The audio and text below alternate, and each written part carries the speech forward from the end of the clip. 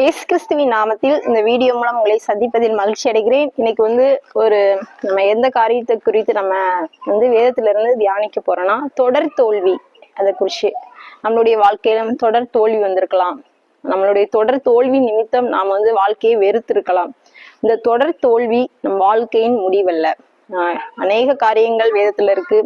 அநேகர் தோல்வி பெற்றிருந்தாலும் முடிவிலே கர்த்தர் அவருடைய வாழ்க்கையில் இடைப்பட்டு ஜெயமாக அந்த முடிவை உண்டாக்கினார். இதே போல நம்மளுடைய வாழ்க்கை, ஒருவேளை படிப்புல நீங்க தோல்வி அடைந்திருக்கலாம், தொழில்ல, குடும்ப காரியங்கள்ல, உங்களுடைய சொந்த வாழ்க்கையில, எல்லா காரியங்களுமே நீங்க ஒரு தோல்வி முகமாகவே உங்களுடைய வாழ்க்கை இருக்கலாம்.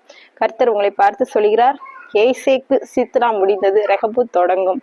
ஒருவேளை அந்த தொடர் தோல்வினால நீங்க துவண்டு போய் சோர்ந்து போய் வாழ்க்கையை முடித்து கொள்ளலாம் அப்படிங்கிற எண்ணத்துல இருந்தாலும் கர்த்தர் உங்களை பார்த்து சொல்கிறார், நீங்கள் எழுந்து பிரயாணம் பண்ணுங்கள். நீங்க போக வேண்டிய தூரம் வெகு தூரம்.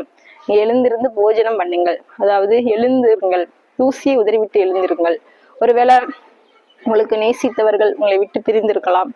அது நிமித்தம் நீங்க ரொம்ப வேதனைப்பட்டு இருக்கலாம். கர்த்தர் உங்களை பார்த்து சொல்கிறார், கர்த்தர் தாமே உங்களுக்கு எல்லா காரியங்களையும் நன்மையாக முடிய பண்ணுவார். உங்களுடைய வாழ்க்கையில் சகலம் நன்மைக்கு ஏதுவாக முடியும்.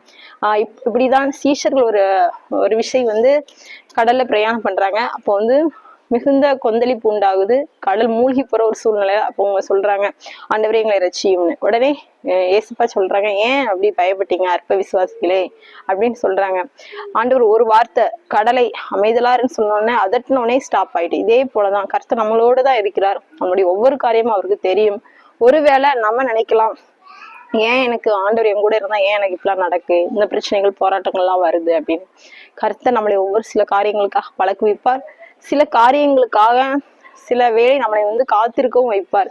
ஏற்ற வேளையில் நம்மளுடைய கரத்தை, நம்மை, தலையை உயர்த்துவார். கர்த்தர் உங்களை ஆசீர்வதிப்பார்.